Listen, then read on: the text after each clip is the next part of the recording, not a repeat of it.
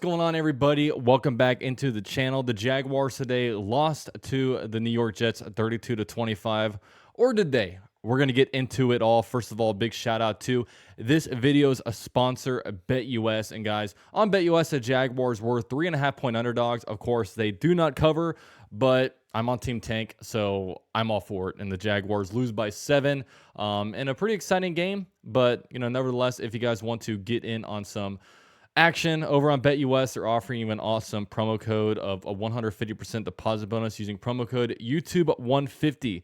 So I'm going to go check them out. Supporting the sponsor definitely supports the channel, so I really appreciate them. And with all that said, let's go ahead and break down this game. The Jaguars and Jets today. The Jaguars, of course, won last week in kind of a stinker. Jaguars won 10-6, and a lot of Jaguar fans weren't unhappy about it because I think this fan base is kind of split. Okay, like half of us kind of want to win, half of us want to lose, and it might even be more than that. More people might want to lose these games. Of course, last year the Jaguars held the #1 overall pick, wound up losing that game, or wound up winning the game, I should say, and dropping to number 5 overall. And this game was a little bit of a scare. The Jaguars do wind up losing 32-25. Ryan Nielsen's defense came in clutch for the tank, bad for the Jaguars organization, but the Jaguars did wind up losing 32-25. So I'm not really sure where our movement will be on Tankathon, but I did look it up. If the Jaguars had won that game, at best, they would have been picking number 9 overall, which is, man, you talk about maybe losing out on Travis Hunter. Now you're losing out on, the top offensive lineman, defensive lineman, cornerback. You're kind of getting yourself down there. And it's frustrating as a Jaguar fan because, you cheer for your team to win all the way through, and then the Jaguars lose to the Houston Texans and get mathematically eliminated. And then all of a sudden, once you're mathematically eliminated, you want to go out there and start winning meaningless games. I mean, the Jaguars before this game and the Jaguars when they were 2-10, of course, the best they could do is go 7-10. And it looked like the Jaguars were about to go on a 2-game winning streak, and all of a sudden you're at 4-10. And it's like, really? This is what we're going to do? But the Jaguars do wind up losing in the Prowlers, unfortunately. And I will say it is tough to, watch this team lose. Like, I want what's best for this team. And, I don't root against this team because I'm this flaky fan or I don't want the organization to succeed. I cheer for the Jaguars to lose because I think it sets the Jaguars up best long term and the best situation long term, because obviously you want the better draft pick, but it goes a little bit deeper than that. It's not even all about trying to get a Travis Hunter. It's just all about, I think, in the offseason being able to have the most attractive head coach and GM opening out there, because I am operating under the basis that changes will happen. I'm pretty sure they're going to fire Doug Peterson. I'm not as sure they're going to fire Trent Baalke. I think Shad Khan would want to keep Trent Baalke, but his hand might be forced a little bit there if it comes to the case where he figures out that no good head coach candidate is going to want to come here if he will be GM. And, I do think that Shad Khan will want a good hire. I don't think, Shad Khan wants to settle. Shad Khan as an owner is very, very patient. He will give guys the opportunity to, be able to prove what they have. And I hope that he, sees it through and says, you know what, I don't have the best people leading this organization. It's time to do a complete rebuild and rehaul, or whatever you want to call it. They're going to turn over the entire front office. And that's the hope. That's the hope. And it just right now, it feels like the Jaguars need a head coach and GM that can work lock and step. And, I even look at the roster. I don't think the roster is that bad. Like, I don't think that Baalke has done that bad of a job when it comes to roster building. I honestly think we have more of a coaching issue than a roster issue. But I will say, I don't know if Trent Baalke has really built the roster that, Doug Peterson thinks he can succeed under. It just doesn't feel like a roster. It doesn't feel like a team that the GM and head coach are working lock and step. I'll just be honest. That's what it feels like right now with the Jaguars. But yeah, We'll see what happens, of course. 3 games left in the season and, play the Raiders, then they play the Titans again, then end the season against the Indianapolis Colts in Indy. So, at best, the Jaguars at this point can go 6-11 at best. Another double-digit loss season for our owner, Shad Khan. Way too many of them under his tenure. But if we go through the stats, Mac Jones, pretty up and down day. I thought he actually had some pretty good throws when you look at it. 31 for 46 passing, 294 yards through the air, 2 touchdowns, but 2 interceptions. Okay, 2 bad interceptions. His interceptions seem to just be bad. And that final one almost reminded me of Trevor Lawrence's throw in Philadelphia. It was just a terrible throw. Receiver had no shot at getting it, and it lost the game for the Jaguars. But it does feel like he's getting a little bit better. It wasn't like last week where the Jaguars went 3 scoreless quarters and it finally got to start scoring at the end. Mac Jones was definitely better, delivering the ball better, had some good throws, but it's the turnovers that pretty much killed the Jaguars' chances. Travis Etienne, 14 carries for 65 yards. Tank Bigsby, 11 carries for 42 yards. Also, Mac Jones had some carries on the ground, 4 carries for 29 yards. Overall, 29 carries for 136 yards. Nothing too spectacular. I mean, the longest run on the ground was 14 yards, so we never really broke out a crazy one. But, the run game definitely wasn't a liability this game. Shout out to Brian Thomas Jr., 10 catches for 105 yards and also 2 touchdowns. So on the season, he is officially, let's see, he's 44 yards away from a 1,000-yard season, Brian Thomas Jr. So as long as he doesn't get hurt, he's going to get that. You need he needs 15 and a half yards per game over the next 3 games to get that. He's going to be a 1,000-yard receiver. Like I said, the only thing stopping him is injury. Also, big shout out to Brenton Strange. Evan Ingram is out for the year now, which was surprising news to break this week. Doug Peterson kind of announced it during his press conference, and a lot of us didn't even know he was dealing with an injury, but he is out for the year. And it's unfortunate because Brent Strange, he does really well when his name is called. I mean, 12 targets and 11 receptions. So he was catching pretty much everything coming his way and 73 yards catching. I mean, I think he's a pretty good tight end. I think we have a good tight end on our hand, and it's a shame we don't get him more usage. And, even with Evan Ingram, when Evan Ingram is in there, the Jaguars just they don't seem to want to play him. It's just very, very strange. Parker Washington, 3 catches, 54 yards. He had a long of 29 on a Jaguars potential game-winning drive. The one that did end in a touch. No, wait, it didn't end in a touchdown. I'm sorry. Devin Duvernay, 3 catches for 42 yards. Lots of work through the air. Travis Etienne, 4 catches for 20 yards. So actually, when you look at it, 294 yards passing, but only 5 guys actually caught the ball, which is didn't really dish it out too much. But of course, a couple of the Jags' top targets are out: Christian Kirk, Gabe Davis, Evan Ingram. So the Jaguars are kind of getting down the depth chart, to say the least. When we keep on looking, Tyson Campbell on the defense I thought he had some good plays, but I thought overall he had a rough day, especially, man, Davante Adams in the second half was a freaking beast, man. Davante Adams had no catches in the first half, but in the second half, 9 receptions, 198 yards receiving, and 2 touchdowns. I don't ever remember a receiver having 198 yards on a Jaguars in one half, but Davante Adams was an absolute beast, and of course, he essentially won the game for the Jets. We'll go back to the Jaguars. If we go back to the Jaguars, Tyson Campbell, a little bit of a rough game, had some good plays, but definitely got owned a little bit by Davante Adams in the second half. Foye Oluokun, 3 tackles. I thought the linebackers actually had some pretty good games. Foye Oluokun and Devin Lloyd, I thought were pretty sticky in coverage. I just think that we kind of blew a lot of coverages in there. Andre Sisco had a really good pass breakup that on a play that probably would have ended up in a touchdown. Jarian Jones continues to impress. Jarian Jones, rookie, 3rd-round pick out of FSU.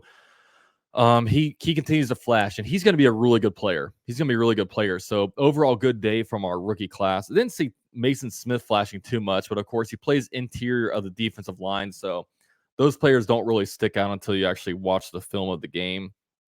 But another good game there.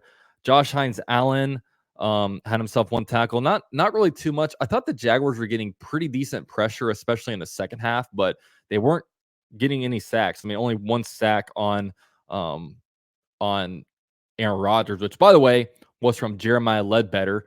Shout out to the big man for the backflip. That was insane. Didn't land it, but did a backflip onto his knees and was pretty athletic and impressive stuff. That was kind of cool to look at. So big shout out to Jeremiah Ledbetter for getting the sole sack. He's been on the Jaguars for at least a couple years, just kind of as a role player. Yeah, Mason Smith isn't even on the stat sheet, I don't see. So Mason Smith was active, but oh yeah, he was on the stat sheet with 2 assisted tackles.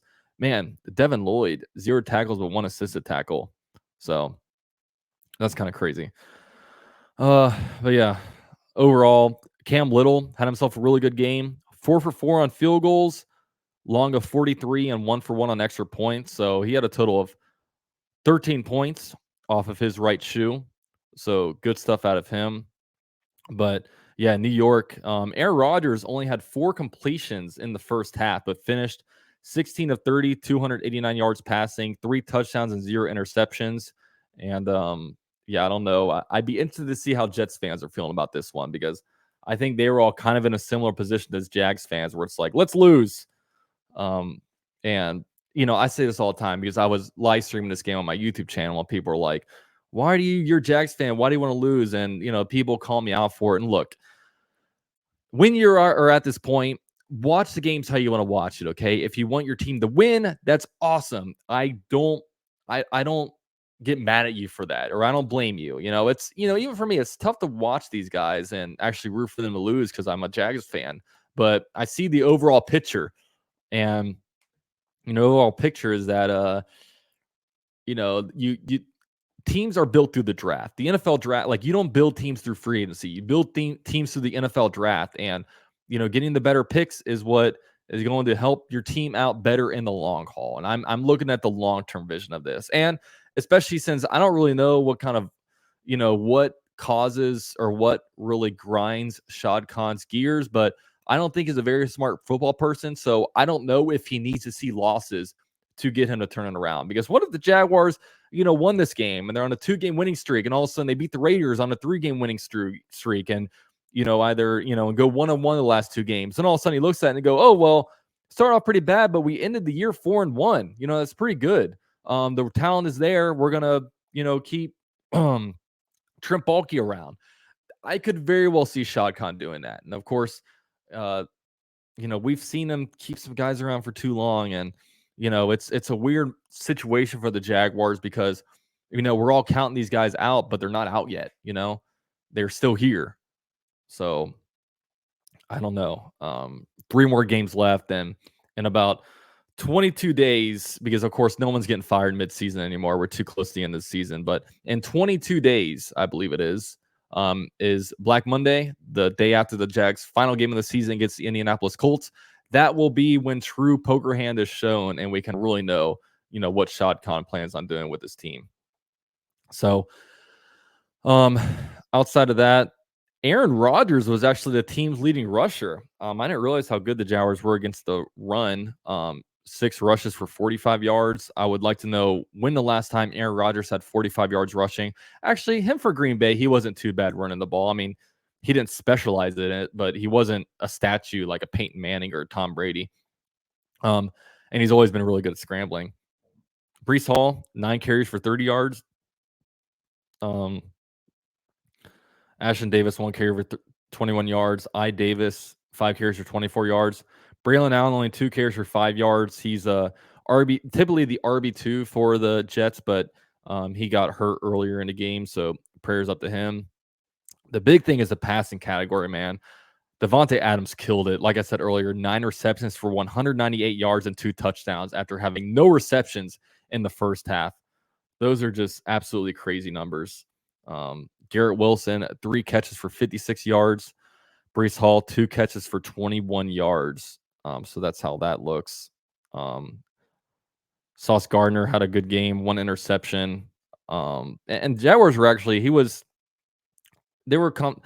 I don't know, he had a up and down game. He had some good plays in the run category. Of course, had the pick, but there were times where they got the best of him. He caused a couple of penalties. Time possession, the Jaguars held the ball for 34 and a half minutes versus the Jets 25 and a half. They had Jags had 27 first downs versus the Jets 22. And honestly, pretty even everything else. Total yards, Jags 421 versus the Jets 400.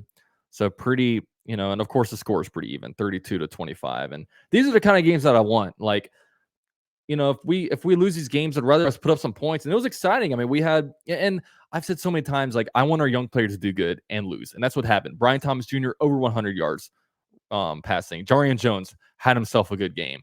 And those are what I want to see. I want our young building blocks to do good. Also, injury sheet.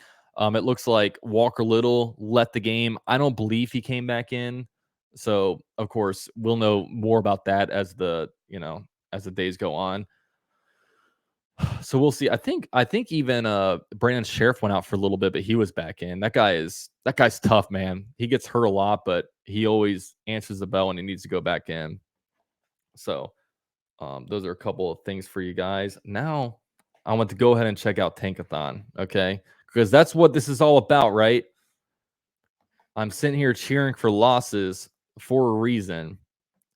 So if we look at Tankathon, the Jaguars are number 4.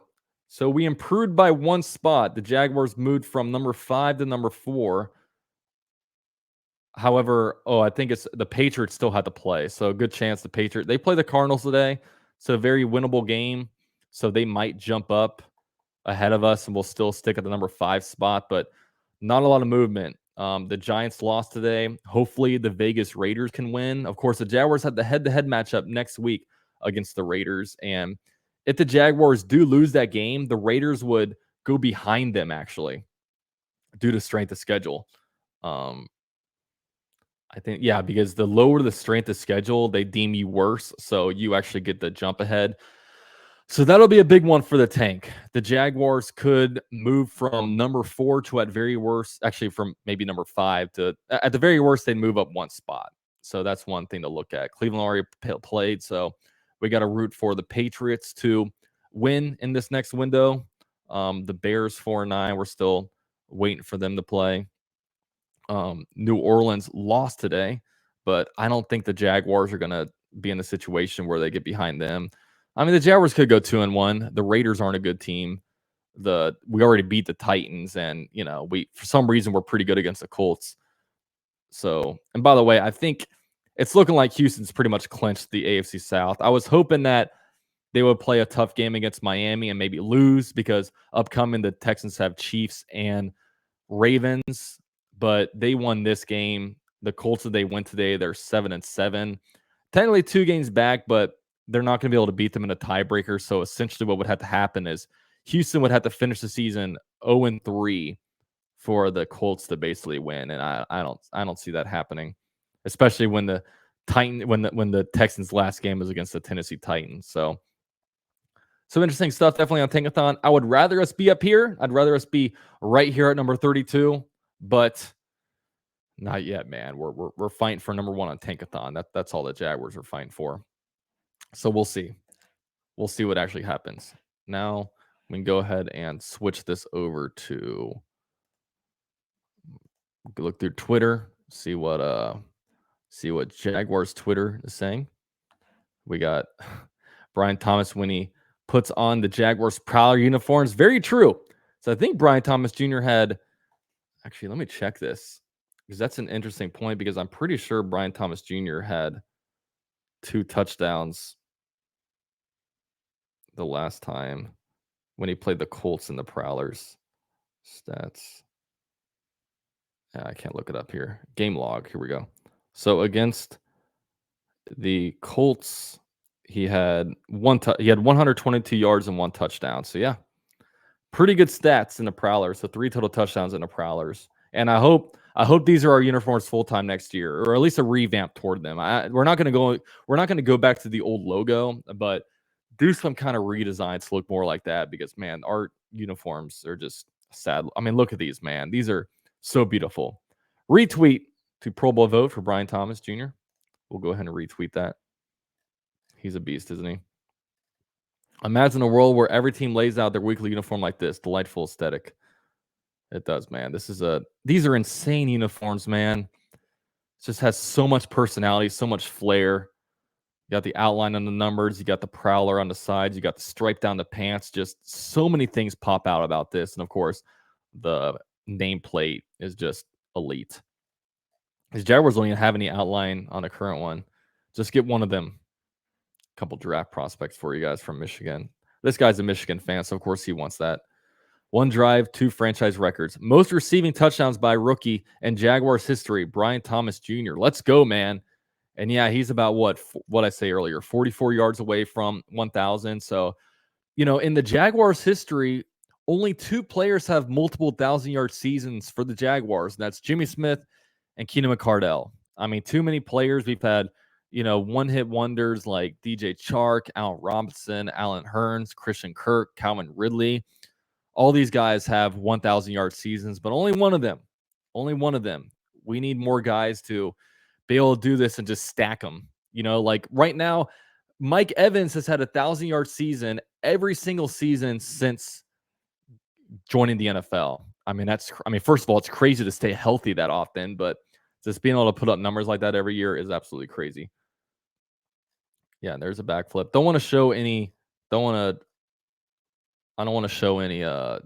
copyrighted stuff, so I'm just scrolling through that. Yeah, here's some more throwback threads. These are just insane, man. Here's another angle. Yeah, it's just way better. I can't imagine a world where we don't go back to these. Yeah, and here's Devontae Adams today. 9 receptions, 198 yards, 2 touchdowns. That's pretty crazy. Wide receiver Brian Thomas Jr. asked about preparing for a corner but this happened earlier. I feel like they had to prepare for me. That's true. I mean, you own them, bro. Brian Thomas Jr. now holds the Jaguars franchise record for receiving yards, 869, and receiving touchdowns, 7 by a rookie. But yeah, he added on more to this. I think he's at 944, like 940 something. I forget. Usually these different websites haven't updated their stats yet. It's insane, man. We definitely got our first round pick right. That's for sure. We nailed our first round pick. There's no debate about that. And this is me hyping myself up to watch a 3-10 Jaguars team with Mac Jones starting. This is the vibes right now. Yeah, you're not allowed to do that anymore, but cool little logo on midfield.